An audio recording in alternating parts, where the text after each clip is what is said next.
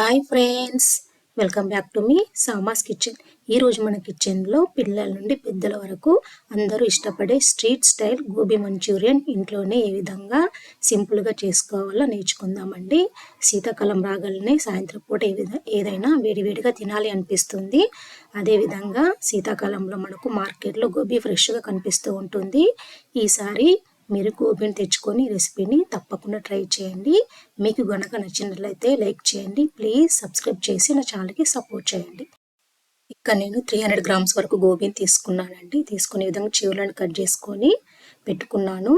తర్వాత ఒక 1 లీటర్ వాటర్ని తీసుకొని స్టవ్ మీద పెట్టుకొని అందులో ఒక పావు టీ స్పూన్ పసుపు, 1/2 టీ స్పూన్ సాల్ట్ వేసుకొని వాటర్లో వేసుకొని బాయిల్ చేసుకోండి. వాటర్ బాయిల్ అయిన తర్వాత గోబీని అందులో ఒక 2 మినిట్స్ వరకు మీరు ఉడికించుకోండి. తర్వాత వాటర్ని వంచేసి పక్కకు పెట్టుకోండి.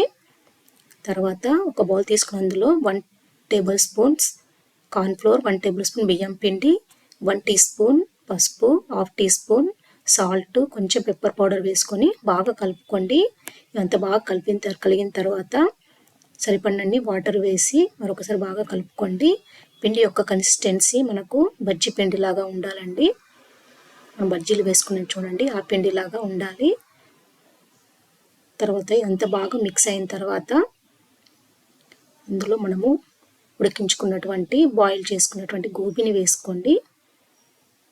గోబీని వేసుకొని బాగా పిండి మిక్స్ అయ్యేటట్టు గోబీకి బాగా కలుపుకోండి.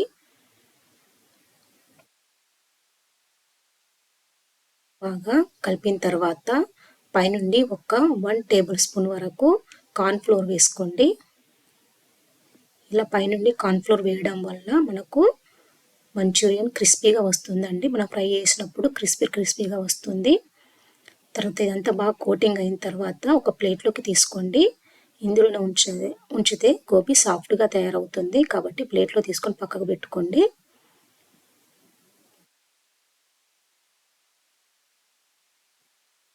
తర్వాత ఒక ఆనియన్, ఒక 4 పచ్చిమిర్చీలను, తర్వాత ఒక 4 గార్లిక్, కొంచెం కొత్తిమీర అనే విధంగా సన్నగా కట్ చేసి పెట్టుకోండి. తర్వాత స్టవ్ ఆన్ చేసుకొని కడాయి పెట్టుకొని ఆయిల్ వేసుకోండి. ఆయిల్ వేడి అయిందో లేదో తెలుసుకోవాలంటే కొంచెం ఫస్ట్ వేసి చూడండి. తర్వాత మనం కోటింగ్ ఇచ్చినటువంటి గోబీని వేసుకోండి. స్టవ్ని మీడియం ఫ్లేమ్లో ఉంచి గోబీని ఫ్రై చేసుకోండి. ఈ విధంగా తిప్పుతూ టర్న్ చేసుకుంటూ మీరు ఫ్రై చేసుకోండి. ఎక్కువ కార్న్ఫ్లోర్ అదేవిధంగా ఎక్కువ బియ్యం పిండి వేయడం వలన ఎక్కువగా వేస్తే అది గోబీ పకోడా అవుతుందండి. కాబట్టి మీరు మరి ఎక్కువగా వేసుకోవద్దు. ఈ విధంగా ఈ కలర్లోకి వచ్చిన తర్వాత మీరు వీటిని ఒక జాలి గరిటెలోకి తీసుకోండి. చూడండి, ఈ విధంగా ఉండాలి. మనకు లోపల కూడా బాగా ఫ్రై అయింది. తర్వాత ఇప్పుడు ఒక ప్యాన్ పెట్టుకుని అందులో 1 టేబుల్ స్పూన్ వరకు ఆయిల్ వేసుకోండి. ఆయిల్ వేడెక్కాక సన్నగా కట్ చేసిన వెల్లుల్లి రెమ్మలు, పచ్చిమిర్చి, తర్వాత కరివేపాకు వేసుకోండి.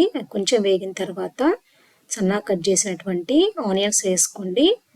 ఇవన్నీ కూడా కొంచెం ఫ్రై అయిన తర్వాత 1 టేబుల్ స్పూన్ వరకు soya sauce, 1 table spoon tomato sauce, 1 table spoon chilli sauce వేసుకోండి. మీరు చిల్లీ సాస్ లేకపోతే మిర్చి పౌడర్ వేసుకోండి. చిల్లీ సాస్ వేసుకుంటే మిర్చి పౌడర్ వేసుకోవద్దు, మళ్ళీ ఎక్కువ స్పైసీ అవుతుందండి. తర్వాత ఇందులో 1 టీ గ్లాస్ వరకు వాటర్ వేసుకోండి. వాటర్ వేసుకుని ఒకసారి బాగా కలపండి. ఒక 1 మినిట్ వరకు వీటిని బాగా మిక్స్ చేసిన తర్వాత ఇందులో ఒక 1 టేబుల్ స్పూన్ వరకు కార్న్ఫ్లోర్ని కొన్ని వాటర్లో వేసి తర్వాత ప్యాన్లో వేసుకోండి. వేసుకొని మరొక 2 మినిట్స్ వరకు, అంటే ఇది కొంచెం చిక్కగా అయ్యేంత వరకు మీరు కలుపుతూ ఉండండి. కన్సిస్టెన్సీ చిక్కగా కావాలి. తర్వాత ఇప్పుడు మనం ఫ్రై చేసుకున్నటువంటి గోబీలను వేసుకోండి. గోబీ వేసుకొని బాగా కలుపుకోండి. మీకు మంచూరియన్ క్రిస్పీగా కావాలి అనిపిస్తే వెంటనే స్టవ్ ఆఫ్ చేసుకొని మీరు మిక్స్ చేసుకోండి. లేదు కొంచెం జ్యూసీగా ఉండాలి అనుకుంటే స్టవ్ని లో ఫ్లేమ్లో పెట్టి ఒక 1 మినిట్ వరకు మీరు మిక్స్ చేసుకోండి. చివరగా సన్నగా కట్ చేసిన కొత్తిమీరను వేసుకోండి. అంతే, ఎంతో టేస్టీగా ఉండే గోబీ మంచూరియన్ రెడీ అండి. ఇప్పుడు దీన్ని మీరు స్టవ్ ఆఫ్ చేసుకుని ఒక సర్వింగ్ ప్లేట్లోకి తీసుకోండి. సాయంత్రం పూట ఇలా వేడివేడిగా చేసుకొని తినడం చాలా టేస్టీగా ఉంటుంది. దీన్ని ఎక్స్ట్రా టేస్ట్ కొరకు మీరు చీజీ సాస్, వైట్ సాస్తో తినండి, చాలా చాలా టేస్టీగా ఉంటుందండి. ఈ రెసిపీ మీరు కూడా తప్పకుండా ట్రై చేయండి. నచ్చితే లైక్ చేయండి, మీ ఫ్రెండ్స్కి మరియు రిలేటివ్స్కి షేర్ చేయండి. ప్లీజ్ సబ్స్క్రైబ్ చేసిన ఛానల్కి సపోర్ట్ చేయండి. మరిన్ని టేస్టీ మరియు హెల్తీ రెసిపీస్ కొరకు మీ సామాస్ కిచెన్ చూస్తూ ఉండండి. Thank you for watching. Bye.